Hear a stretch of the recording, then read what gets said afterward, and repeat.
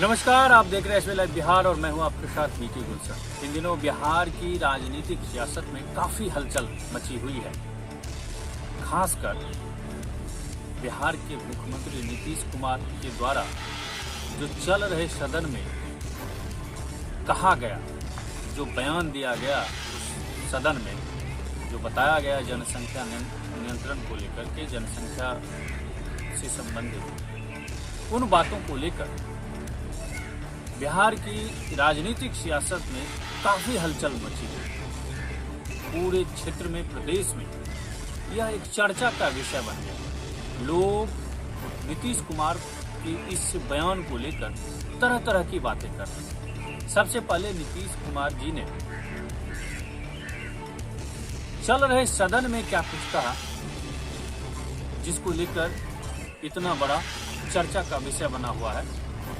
पहले वो सुन लीजिए। जब शादी होगा लड़का लड़की में, तो जो पुरुष है वो तो रोज रात में जो सदिया होता है उसके साथ करता है ना, तो उसी में और पैदा हो जाता है। और लड़की पढ़ लेती है तो हमको मालूम था कि वो करेगा, ठीक है, लेकिन अंतिम में भीतर मत घुसाओ, उसको बाहर कर दो। अब आपने सुन ही लिया है, उन्होंने सदन में, चल रहे सदन के दौरान उन्होंने क्या कुछ कहा, जिसको लेकर पूरे प्रदेश भर में चर्चा का विषय बना। अब इस बयान को लेकर जब लोगों ने निंदा करना शुरू किया, लोग तरह तरह की बातें करने लगे, तो अब नीतीश कुमार जी फिर वापस माफी भी मांग रहे हैं। ये भी देखो। अगर मेरे किसी बात से कोई इसकी निंदा कर रहा है तो भाई हम वापिस करके और निंदा हम कर लेते हैं, माफी मांगते हैं।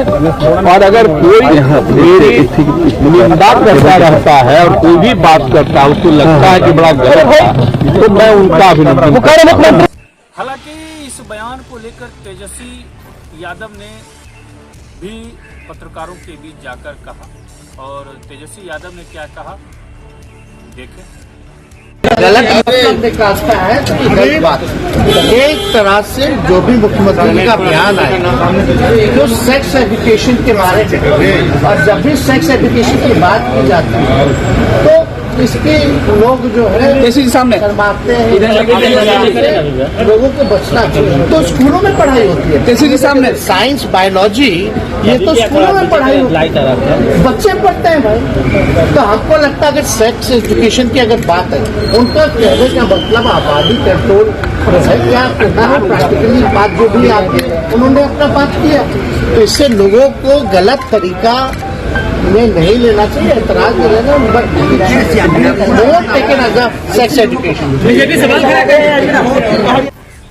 अब आपने तेजस्वी यादव जी का तो बात सुन ही लिया है।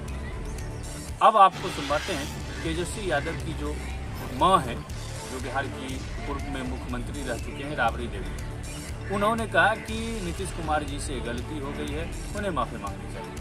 ऐसा बात मुंह से कर दिया, गलती से कर दिया, इसके लिए माफी मांगेंगे। सदन चलने देना चाहिए, सदन चलने देना चाहिए, माफी मांगेंगे। बाद में पछतावा है कि कैसे गलती से। अब इन बयानों को लेकर बिहार की राजनीति में काफी हलचल मची है। प्रदेश के आम आवाम में यह काफी चर्चा का विषय बना हुआ है। जो दूसरे राजनीतिक दल के नेता हैं, वो भी इस पर कटाक्ष कर रहे हैं, तरह तरह की बातें कर रहे हैं। आरसीपी सिंह जो पहले नीतीश कुमार जी के साथ रहने वाले थे, जो रहने वाले नहीं कहा जाए, जो पहले रहते थे, अब वो नीतीश कुमार जी को छोड़ करके अब वो बीजेपी में शामिल हो गए, आरसीपी सिंह। लेकिन जब भाजपा ज्वाइन किए हैं और नीतीश कुमार जी का जब सदन में इस तरह का बयान आ रहा है, तो उन्होंने भी निंदा करते हुए आरसीपी सिंह ने नीतीश कुमार जी के बारे में क्या कुछ कहा, लेते हैं। का बयान जो है वो बिल्कुल अभद्र, जो कहें अश्लील, अशिष्ट, अमर्यादित भाषा है वो। और इस प्रकार का जो उन्होंने बयान दिया है वो क्या दर्शाता है? इस बात को मैं कई दिनों से कह रहा हूं और कई महीनों से आप मीडिया के साथी भी देख रहे हैं कि नीतीश बाबू शारीरिक रूप से और मानसिक रूप से स्वस्थ नहीं रह गए। और ये जो बयान उन्होंने दिया है ना, इस बात की पुष्टि करता है। मैं कोई डॉक्टर नहीं हूं, लेकिन आप उनके जितने बयान हैं, पुराने बयान तो छोड़ दीजिए, आप मात्र 1 सप्ताह में देख लीजिए उनका देख लीजिए रूटीन। सवेरे 9 बजे से कहां जाते हैं, किन किन के यहाँ जाते हैं। मुख्यमंत्री नीतीश बाबू का यही रूटीन था? कभी नहीं ये रूटीन था। और ये जो रूटीन है और जो उन्होंने बयान दिया है, मैंने कहा कि इसकी जितनी वर्षना की है वो कम है। और नीतीश बाबू को लिए मैं बता दूं, अब उनके लिए मुख्यमंत्री के पद पर बने रहना 1 मिनट के लिए भी न उनके लिए उचित है और न बिहार के लिए। जितने बिहार के लोग बिहार के बाहर होंगे, इस बयान को देखने के बाद कितनी शर्मिंदगी महसूस करते हैं। देखिए, ये जहां बोल रहे थे ना, ये कोई बच्चों का क्लासरूम नहीं था, अपनी इनके मित्र मंडली नहीं थी, ये सदन है। और सदन जो है उसकी गरिमा बनी रहती है।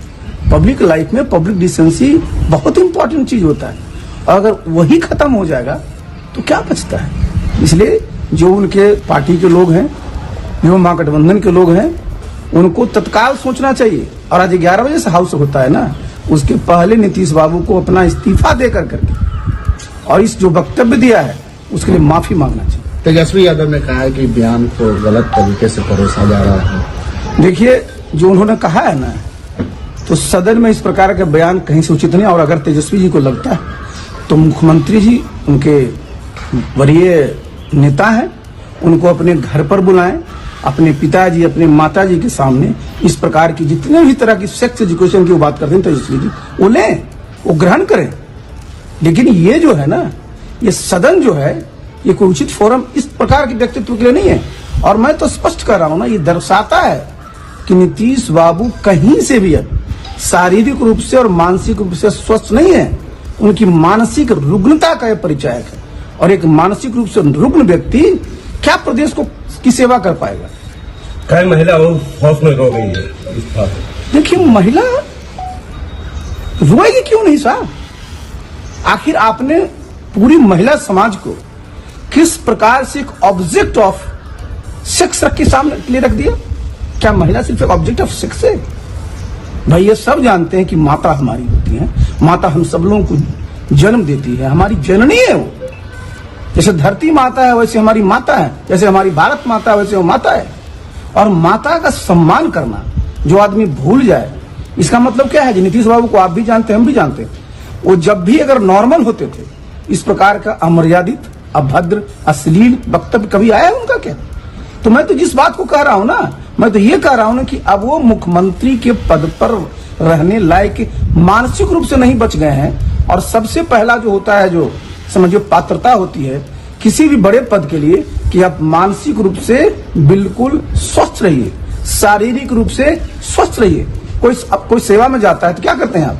सेवा में ज्वाइनिंग के पहले मेडिकल सर्टिफिकेट लेते हैं कि नहीं लेते हैं? तो अगर आप फिजिकली फिट नहीं है, मेंटली अलर्ट नहीं है, तो आपको कोई अधिकार नहीं बनता है कि आप 1 मिनट के लिए भी इतना बड़ा संवैधानिक पद पर रहें। और इसका भी एक मतलब है ना कि जब इस प्रकार की इनकी मानसिक स्थिति है, तो सरकार का कामकाज कौन देख रहा है, कौन चला रहा है? और ये बहुत ही दुर्भाग्यपूर्ण स्थिति है ना। तो जो उनका एक दायित्व है, जिसका वो शपथ लिए हैं, शपथ क्या लिए हैं कि भाई हम पूरा जो काम है वो संविधान के उसके अनुरूप में करेंगे, लेकिन उनको कुछ पता नहीं है, कुछ याद ही नहीं है। तो ऐसे में जो है ना भाई, ये तो मैं कहूंगा ना कि सबसे पहले तो दायित्व बनता है उनके पार्टी के लोगों का।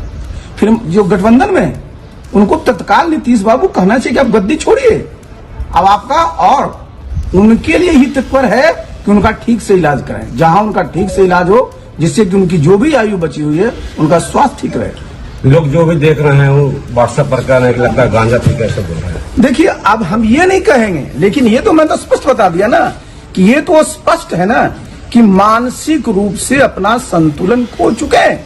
उनको पता ही नहीं अब है कि सही क्या है, गलत क्या है, कौन सी भद्र भाषा है, कौन अभद्र भाषा है, कौन अश्लील भाषा है, कौन मर्यादित भाषा है। जब इसी का जब ज्ञान नहीं रह गया, तो भाई मैं इसी बात के लिए मैं आपको कह रहा हूं कि भाई ये जो है ना, कहीं से भी बताइए, जो बिहारीपन, जो बिहारी अस्मिता की बार बार बात करते थे, क्या हो गया है?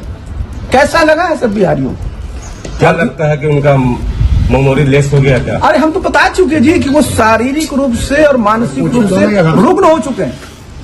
जिस समय सर सदन में बोल रहे थे उस समय उनके ही पार्टी के एक मंत्री, लेडीज मंत्री तुलसी सिंह, वो भी कहीं ना कहीं सर पकड़ ली थी उनके बयान। कोई भी देखिए, सिर्फ लेडी की बात नहीं है। और चंद्रशेखर प्रसाद मुस्कुरा रहे हैं। देखिए, ये लेडी की सिर्फ बात नहीं है, और जो भी अगर मुस्कुरा रहे हैं और जो भी इस तरह के वक्तव्य को जो अगर डिफेंड करते हैं ना, इसका मतलब है कि उनको लोकतंत्र में कहीं से विश्वास नहीं। लोकतंत्र में क्या होता है?